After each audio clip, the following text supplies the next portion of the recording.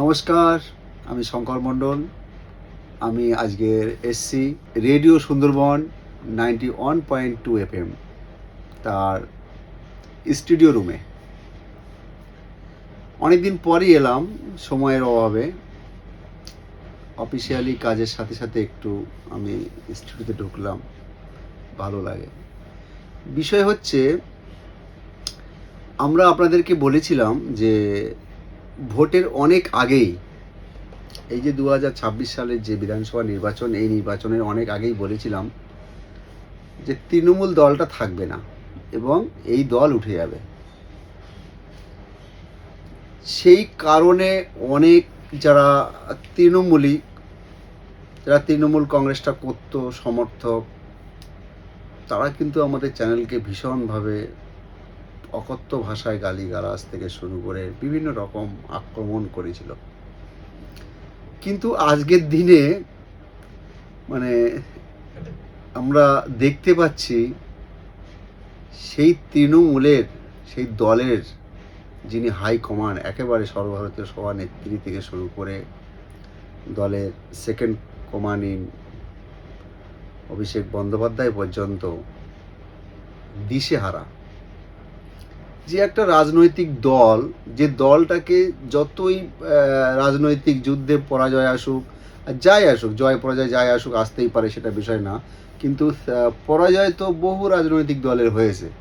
কিন্তু ভারতবর্ষের ইতিহাসে এই প্রথম যে দল একটা উঠে যাচ্ছে, তৃণমূল কংগ্রেস নামক দলটি উঠে যাচ্ছে, এবং সেই দলের সর্বময় যারা অভিভাবক ছিল, যারা নেত্রী ছিল, নেতা ছিল, তারা অন্য দলে গিয়ে তাদের রাজনৈতিক ভবিষ্যৎটাকে তারা ধরে রাখার চেষ্টা করছে। তাহলে এখানে যারা আজকের দিনে যারা সাধারণ তৃণমূল সমর্থক, একটু ভেবেছেন তাদের কথা একবারও?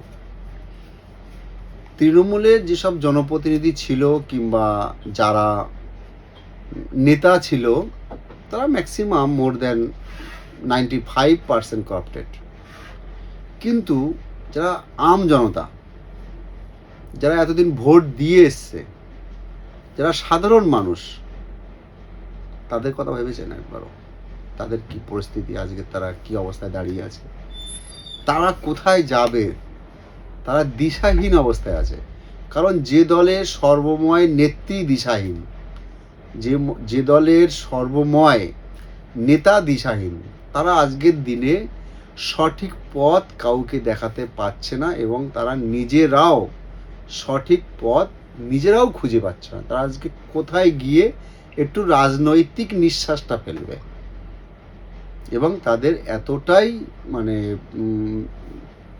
রাজনৈতিকভাবে এতটাই যে আজকে নিঃস্ব, তাদের সেই পরিচয়টুকু ধরে রাখতে তারা আজকে দিশাহীন অবস্থায় ছোটাছুটি করছে। এবং তাদের সঙ্গে তাদের যারা একেবারে টপ লেভেল থেকে গ্রাসরুট লেভেল পর্যন্ত তাদের যারা আর কি অনুগামী ছিল, সমর্থক ছিল, তারা কিন্তু আজকের একের পর এক তারা আজকে ছেড়ে চলে যাচ্ছে। কিন্তু এইটা আমরা হয়তো সেদিন বলেছিলাম, কোনো কারণে বলেছিলাম যে দলটা উঠে যাবে, সত্যি বলছি। কিন্তু আজকের যেভাবে উঠছে, এটা আমাদেরও দেখে বাজে লাগছে যে এইভাবে একটা দল উঠে যেতে পারে। ভারতবর্ষ একটা এত বড় বিশ্বের বৃহত্তম গণতান্ত্রিক দেশে একটা দল উঠে যাচ্ছে, এটা কিন্তু বড় লজ্জার বিষয়। কারণ এর ওঠার কারণ আমরা এর আগে বহু কিছু আমরা দেখিয়েছি, কিন্তু সেই কারণ নিয়ে আমরা অ্যানালিসিস করব না। যে আমরা একটা কথা বলবো, যে প্রত্যেকটা জিনিস একটা যদি আমরা সমবায় সমিতি করি, গ্রামের মানুষকে নিয়ে একটা স্বনির্ভর গোষ্ঠী করি, কি একটা সমিতি করি, কি একটা ক্লাব করি, কিছুই একটা করি, যাই করি, সেখানে কিন্তু 10 জন মানুষকে নিয়ে গঠিত হয়। 10 জন মানুষ কিন্তু মূল্যায়ন করে, একে অপরের সমালোচনা করে। কিন্তু এই দলের কোনো সমালোচক ছিল না অন্দরমহলে, এবং যেই একটু সমালোচনা করতে যেত তাকে কিন্তু ছেঁটে ফেলে দেওয়া হতো, সে বুথ স্তর থেকে একেবারে পার্লামেন্ট স্তর পর্যন্ত। যে সমালোচনা সহ্য করার মতো ক্ষমতা কোনো অভিভাবক, কোনো নেতা, কোনো নেত্রী ছিল না। তারা একেবারে স্বরময় কর্তা হিটলারের আচরণ নিয়ে থাকতো, তাদের বিরুদ্ধে কেউ যদি একটু গর্জে উঠতো কিংবা একটু সমালোচনা করতো কিংবা একটু ভুল ত্রুটি ধরিয়ে দিত, সবাই ভয় পেত, তবু তার মাঝখান দিয়ে যদি কেউ ধরিয়ে দিত তাকে তারা এলিভেট করে দিত, তাকে তারা একেবারে মানে ইতিহাসের খাতায় সে উঠে যেত। আজকের বলবো কেমন লাগছে বলুন, আজকের নিজেরা নিজেদের ইতিহাস বানাতে কেমন লাগছে বলুন, যে আজকের নিজেদের কে নিজেরাই দাঁড়িয়ে দাঁড়িয়ে দেখছে যে কীভাবে তারা দিনের পর দিন নিঃস্ব হতে হতে একেবারে শূন্য জায়গায় চলে যাচ্ছে। এবং সেদিন যেভাবে একেবারে র ক্যাটাগরির মানুষগুলোকে, একেবারে মির্জাফরগুলোকে, একেবারে লুমফেনগুলোকে ধরে নিয়ে নিয়ে এলাকার থেকে কাউকে অঞ্চল সভাপতি, কাউকে ব্লক সভাপতি, কাউকে জেলা কর্মকর্তা করা হয়েছে, কাউকে স্টেট লেভেলে বসানো হয়েছে, কাউকে এমএলএ এমপি, কাউকে রাজ্যসভায় পাঠানো হয়েছে, তাদের ন্যূনতম দায়িত্ববোধ, কর্তব্যবোধ, নীতি আদর্শ কিছুই নাই। যারা তৃণমূলটা করেছিল প্রথম জীবনে 1998 সাল থেকে 2011 সাল পর্যন্ত, 13-14 বছর তো হেরে করেছিল। ক্ষমতায় আসার পরে সেই লোকগুলো কি করে নীতিহীন হয়ে যায়, ক্ষমতায় আসার পরে একটা বারের জন্য এরা ভাবেনি যে কিছু আদর্শবান লোক মানুষের দরকার, কারণ প্রত্যেক দলেরই আদর্শবান মানুষ আছে এবং সেই দলের যারা আদর্শবান মানুষ তারা কিন্তু কাউকে তেল দিয়ে চলবে না, তারা কিন্তু কাউকে অয়েলিং করতে যাবে না, তারা জানে যে আমরা আমাদের কোয়ালিটি কখনোই কোনো অবস্থাতে কারোর কাছে আমরা নষ্ট করতে দেব না। কিন্তু যারা অয়েলিং করে এসছে, যারা তেল দিয়ে এসছে, যারা মানে যে ধরনের আচরণ করে পথ পাওয়া যায়, উপরে ওঠা যায়, সেই লোকগুলো দেখেছেন তো কিভাবে দ্রুত গতিতে তারা আজকে কনভার্ট হয়ে যাচ্ছে। সবাই কিন্তু একটা কথা বলে যাচ্ছে, এই জায়গা থেকে আমাদেরকে শিখতে হবে যে দল করতে গেলে প্রত্যেকেরই দরকার, যেমন বেনো জলের দরকার তেমন কিন্তু ভালো লোকের দরকার, কারণ ভালো লোকের দরকার দুঃসময়ে। আজকে সিপিএম নামক দলটি হেরে গেছে, তারা আজকে 15 বছর পশ্চিমবঙ্গের মসনদে নেই, কিন্তু তাদের প্রত্যেক বুথে বুথে কিন্তু 2-5 জন করে কর্মী রেখে গেছে কিংবা আছে যারা এখনো লাল ঝান্ডাটা ধরে বেড়াচ্ছে। কিংবা আমি বলবো যে পশ্চিমবঙ্গের ইতিহাসে 35 বছর এবং 15 বছর হয়ে গেল 50 বছর বাংলার মসনদে তারা আজকে নেই, কংগ্রেস নামক দলটি, তারাও কিন্তু প্রত্যেকটা বুথে বুথে 2-5 জন করে কংগ্রেসের ধ্বজাটা পতাকাটা নিয়ে কিন্তু ঘুরে বেড়াচ্ছে। এবং আমি বলবো আজকে যে দলটা ক্ষমতায় এসছে পশ্চিমবঙ্গের মসনদে বিজেপি নামক দলটি, সেই দলটি কিন্তু 75 বছর ক্ষমতায় ছিল না পশ্চিমবঙ্গে। তাহলে 75 বছর ধরে কিন্তু তারা হেরে হেরে আজকের দিনে তারা মসনদে বসেছে। 75 বছর একটা হারা দলের পতাকা তারা কিন্তু নিয়ে ঘুরে বেরিয়েছে। এই লোকগুলো কিন্তু আজকের বিজেপিকে জয়ের স্বাদ দিচ্ছে কিংবা বিজেপিকে জয়ের মুখ দেখাতে তারা সফলতা অর্জন করেছে। তাহলে তাদের যেসব নীতি আদর্শবান মানুষ আছে তারা কিন্তু আজকে ভালো জায়গায় আছে এবং কিছু বেনজল হয়তো ঢোকার চেষ্টা করছে কিংবা ঢুকবে, রাজনৈতিক যে প্রেক্ষাপট আছে কিংবা ভবিষ্যতে যে চলবে, একেবারে ছেঁকনি, এটা তো আর ছেঁকনি দিয়ে মানে এ করা সম্ভব না, ঢুকবে মানুষ, তো ঢুকবে কোনো না কোনোভাবে তারা ঢুকবে। কিন্তু আজকে আমরা দেখছি যে বিজেপি নামক দলটি তার কিন্তু শৃঙ্খলা রক্ষা পরায়ণ যে কমিটি একেবারে ব্লক স্তর থেকে, একেবারে জেলা স্তর থেকে এবং স্টেট লেভেল এবং ন্যাশনাল লেভেলে খুব স্ট্রং, যে একটা বুথ সভাপতি কি করছে, একটা বুথের ওয়ার্কার কি করছে, তাদের কাছে কিন্তু নিউজ চলে যাচ্ছে এবং তারা কিন্তু বিভৎসভাবে মনিটরিং করছে এবং তাদের শৃঙ্খলা রক্ষা পরায়ণ কমিটি স্ট্রংলি, যদি কোনো সে ছোট লেভেলে, বড় লেভেলে, উঁচু লেভেলে, যে লেভেলেরই নেতা হোক না কেন, তাদেরকে কিন্তু তারা ছাড়ছে না। একেবারে ইনস্ট্যান্ট তারা কিন্তু 24 ঘন্টার মধ্যে তারা সাসপেন্ড করে দিচ্ছে। হয়তো তাদেরকে আগে চিঠি দিয়ে সতর্ক করছে যে আপনি সতর্ক হয়ে যান, আপনার আচরণটা ভালো লাগছে দলের কাছে, আপনাকে সতর্ক করা হলো, এবং সেই সতর্কে যদি সে যদি সজাগ না হয় তাকে কিন্তু তারা দল থেকে বহিষ্কার করে দিচ্ছে, এবং একটা দলের পতাকা পর্যন্ত তুলে কিংবা কোথাও লাগাতেও বারণ করে দিচ্ছে যে দলের কোনো রকম কোনো কর্মসূচিতে যেন কোনোভাবে অংশগ্রহণ করা না হয়। এইটা কিন্তু আজকে আমাদের শেখাচ্ছে। এবং বিজেপি যে সরকার এসছে সেই সরকারকে কিন্তু আমরা দেখছি যে খুব ফাস্ট, মানে 75 বছরের ইতিহাসে, 75-76 বছরের ইতিহাসে, বাংলার ইতিহাসে কিন্তু এই সর্বপ্রথম একটি দ্রুতগামী সরকার চলছে। যে কোনো ডিসিশান খুব দ্রুততার সহিত তারা করছে, এবং তারা খুব একেবারে নিচের লেভেলে তাদের বার্তা চলে আসছে। এবং প্রত্যেকটা ডিপার্টমেন্ট, আমরা রেডিও সুন্দরবন, আমরা দক্ষিণ চাঁদপুর চাইল্ড ডেভেলপমেন্ট মিশন, আমরা বলবো আমরা তার জ্বলন্ত প্রমাণ। প্রত্যেকটা ডিপার্টমেন্ট তারা ফার্স্ট কাজ করার চেষ্টা করছে। আপনারা অবাক হয়ে যাবেন, একটা কথা বলবো, ভোটের 6 মাস আগে আমাদের এমনও ফাইল জমা দেওয়া ছিল স্টেটে, যে ফাইলগুলো রেকমেন্ডেশন নিয়ে আমাদের দিল্লিতে যেতে হবে। সেই ফাইলগুলো যদি তৃণমূল সরকার ফিরে আসতো, আমার মনে হয় নড়তো না, ওইভাবে পড়ে থাকতে চেপে যেত কিংবা গঙ্গায় ভাসিয়ে দেওয়া হতো। ভোট পরবর্তীতে আমরা দেখছি প্রত্যেকটা ফাইলের ধুলো ঝেড়ে অ্যাকশন নেওয়া হচ্ছে।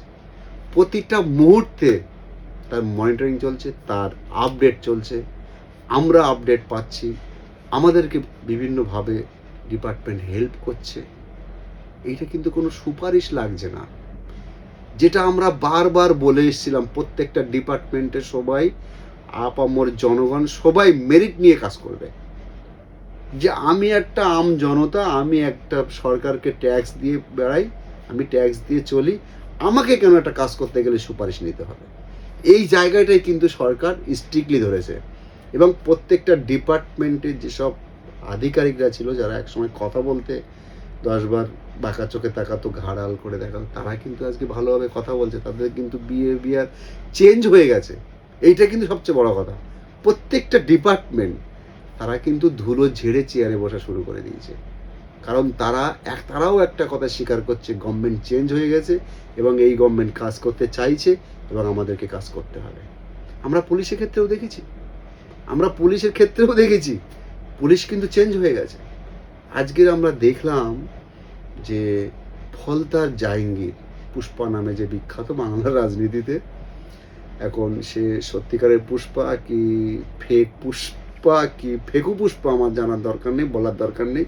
বিষয় যেটা হচ্ছে, পুষ্পাকে কিন্তু হাফ প্যান্ট পরিয়ে, বারোমুন্ডা পরিয়ে, একেবারে জামার কলার ধরে তাকে কিন্তু ফলতাবাসীর সামনে হাজির করেছে, এবং সে কিন্তু ঘুরে বেড়াচ্ছে, তার অরিজিনাল চেহারাটা নিয়ে সে কিন্তু ঘুরে বেড়াচ্ছে। ঠিক এই ধরনের ফেক লোকগুলোকে কিন্তু তৃণমূল মগডালে তুলেছিল, তার জন্য কিন্তু আজকে তৃণমূল সরকারের পতন হয়েছে।